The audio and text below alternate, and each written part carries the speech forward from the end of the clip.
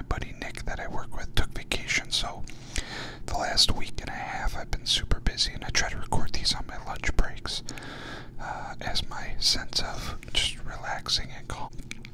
With him being gone, I've been so busy. So we're back. We're back for now. So it was requested on a previous video earlier this week. I had mentioned in one of my prior videos that I am a big golf fan. And this week is actually a major in golf, so I've been glued to the TV in the evenings, relaxing from a long day work and workouts, and actually been hitting balls, trying to get better. But someone had requested a "What's in your golf bag" video. So, without further ado, here we go. First things first. The clubs I use are the TaylorMade Rack TPMBs from 2007 to 2009. Yes, over 10 years old, I know. They are a partial blade forged combo, partially blade cavity back combo. I hit blades really well, so ever since I had a set, I've tried to keep them, because they're, when you hit them really good, you know it. I'm pretty consistent with my golf swing. If it's good, it's good. It's bad, it's bad. Pretty consistent within my my iron play. But let me grab one.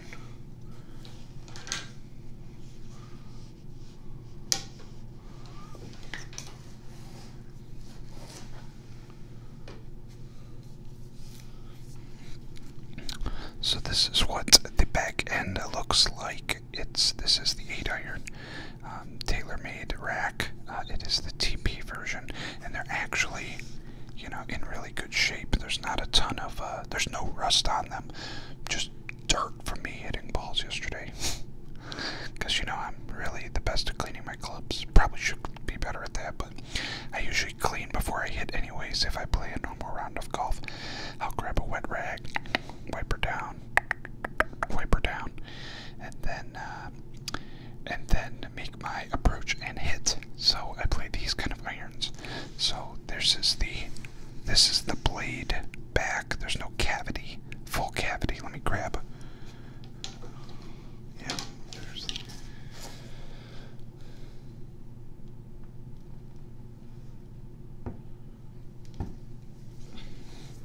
this is the cavity back of it. So this is the 3-iron. So it's a combo of the previous one I just showed you, the blade version, and then there's the cavity back, and here's 3-iron. Look how clean that is. So I play those irons. I also have the same rack TP 60-degree wedge from so long ago. I need to get a new one. The grooves are shot on it, and no matter how many times I sharpen them, clean them, I'm just not quite getting the best performance out of it, so I need to get a new 60-degree wedge.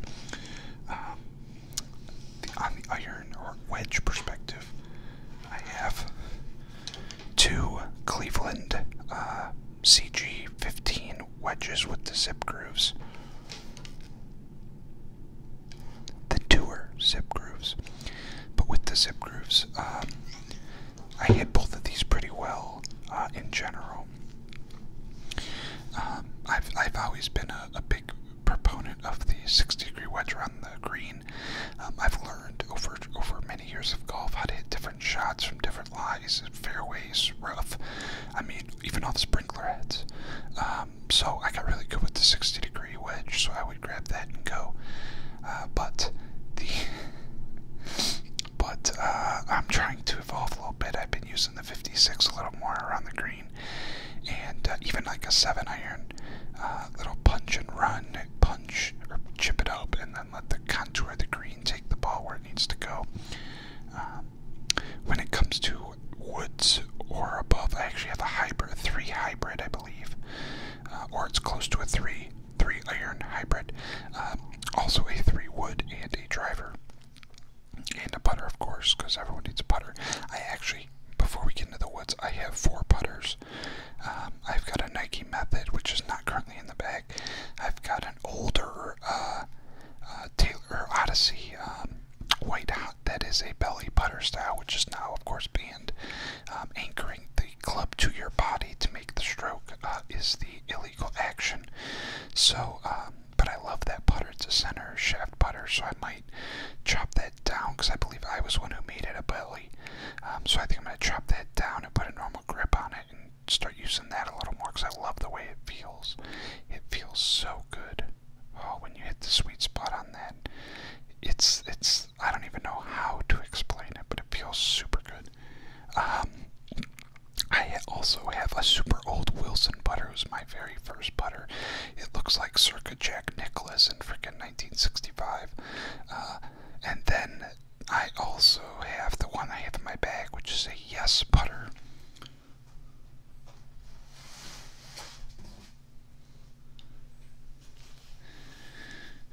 It is a Yes putter, and it is the Tracy 2 version, the C Groove. So the C Groove, naturally, that's where you're supposed to hit the ball. I know, surprise, surprise. It is the Tracy C Groove with the U.S. patent number underneath. But this is really good because I have a awesome training tool for putting called Inside Down the Line. Basically, it trains your putting stroke. You can go to a putting green and use tees and put this track basically onto an actual putting green and putt on it.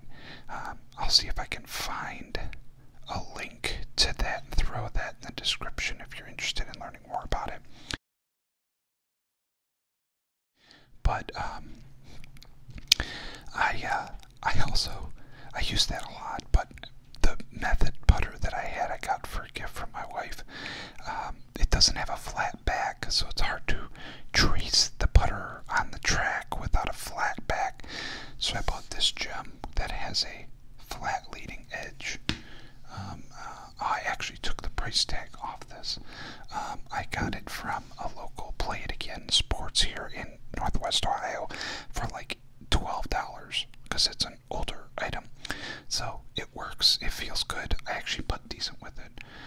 I usually have more speed issues than direction, whereas normally I have direction issues and good speed. Yeah, so there's that. Many options there.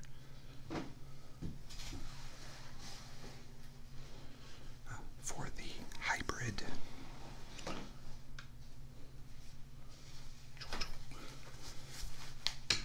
we have a Titleist, as you can see here. Titleist 585H, 17 degrees. It's dirty, you can see, because I used it last night. But this one's interesting. I got this from my buddy Sean, who it was his previously, and he couldn't hit it. He couldn't hit it very well, and so he's like, "Hey, how about you give it a shot?" And I hit the piss out of it. So he's like, "Go ahead and take it. It's not like it's worth anything." It's okay. I carry it, but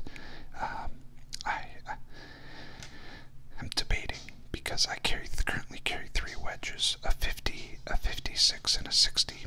Why do I carry a 50-degree wedge? I carry a 50-degree wedge because my iron set does not have a pitching wedge. I go 3 through 9 on the irons and use my 50-degree wedge as my pitching wedge. So I'm looking for a pitching wedge in this set. I'm not just going to buy any old wedge. Or a 46-degree wedge, which I'm keeping my eyes open for too. Something a little more loft, or a little less loft, excuse me. I don't need any more. A little less loft. Maybe get rid of the 50.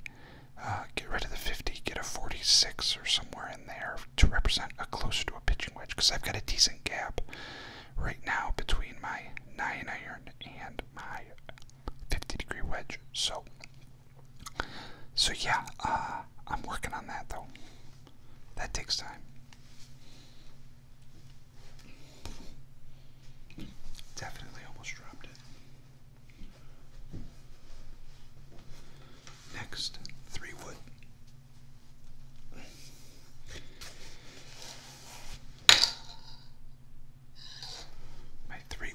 Odyssey Tour Exotics XCG3.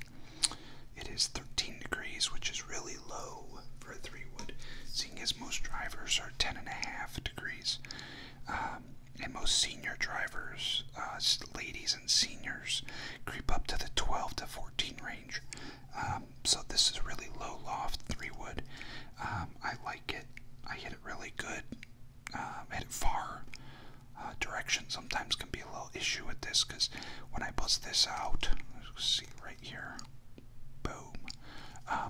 When I bust this out, it usually is on a par 5 when I'm trying to hit it 260 yards. So I give it a little gumption.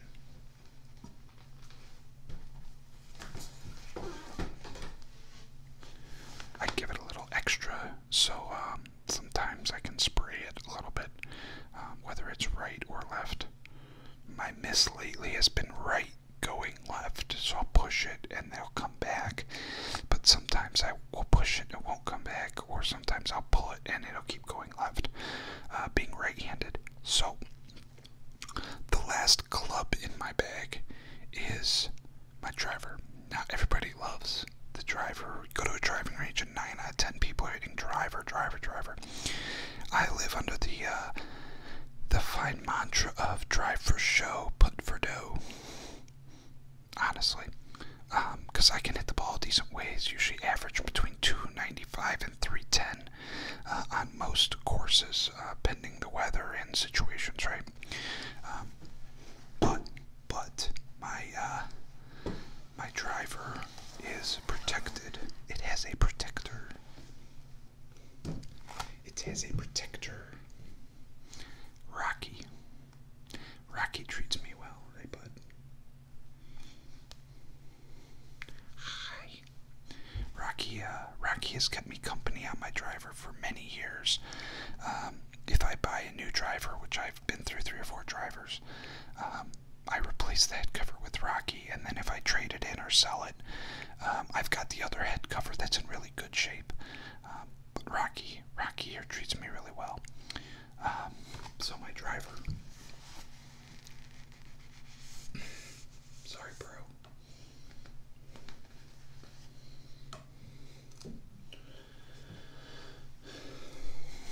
I currently use the TaylorMade Racquetballs Black driver. It is a 10.5 degree driver in which I have turned down, because there's a key, a wrench that will that you can go in there and loosen the head and turn the loft down. So I turn it down to about 9.5 because I hit a lot of high balls. I don't hit low, I hit high. So yeah, I hit them good. I hit most of my clubs good. There's a couple that get a little interesting from time to time, but I also try to take each scenario one step at a time and really take my time with it, because I've played a couple rounds rushed, and they were some of the I might as well not even gone. It was a colossal waste of my money and my time, because there was zero representative of my game during those rounds. But anyways, a couple of accessories I carry in the bag. I've got the key for the driver that's buried, but I have it. Second one, this little tool. It's actually got a score counter on here. It also has a divot tool, a knife if you need it for something like that. But you also have a big divot tool, a small divot tool, and a knife. So that's pretty cool. There's a brush on here too. I don't use this that often though. I mainly use it for the other stuff. I definitely don't use the counter. I never have. I've never used a counter. If I can't figure out what I did on a hole, then I probably shouldn't be playing golf. If I'm keeping score. Second accessory thing, got my good old Crown Royal bag. In my Crown Royal bag, markers. And what do you use a marker for? You use it to mark your golf ball. So if you ever playing in a tournament or a competitive round, you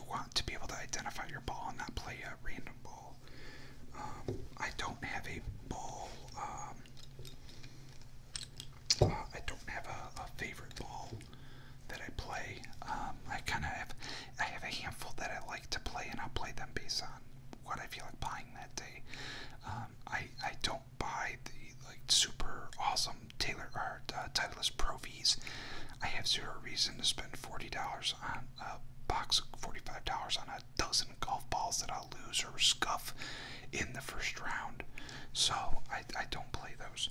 I use these kind of tees a lot longer, but I like it because it has the marking, so I know how far I tee the ball up every time, based on how far I put it into the ground. So usually I'm like, just so I can barely not see this black, that puts it at about right at the top, the middle of the ball, at the top of the driver. So that's the main things in here. I also have some change at the bottom as a ball mark, but I do have a lucky coin that I don't, it's sitting on my desk next to my computer.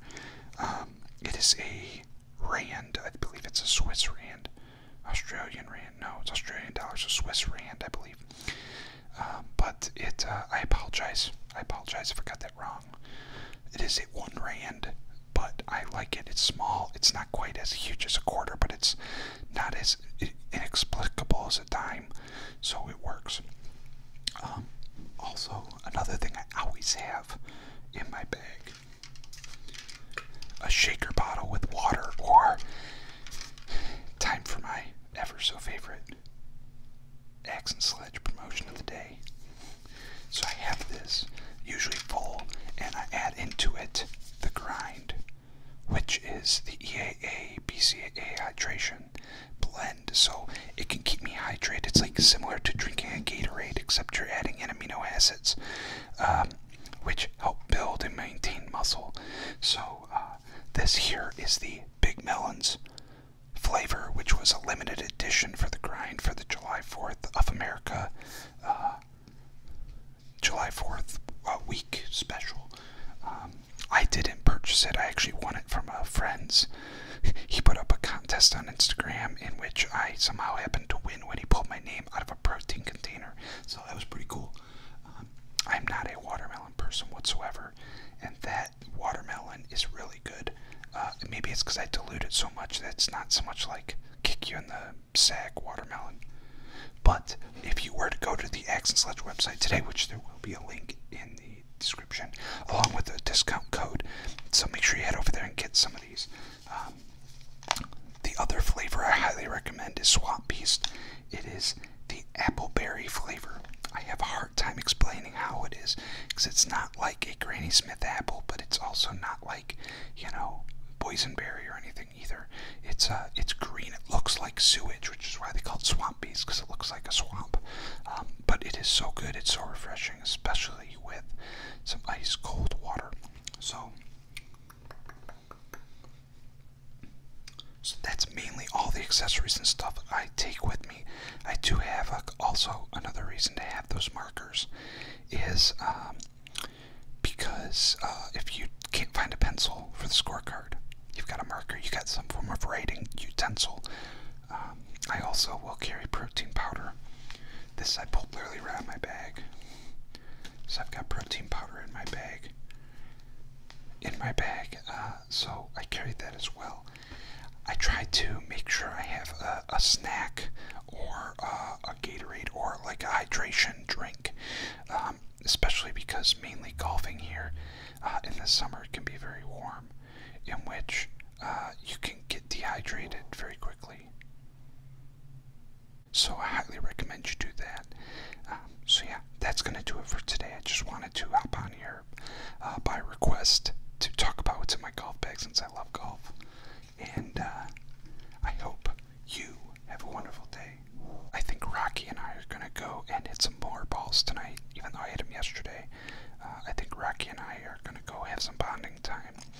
And I'll catch you next time.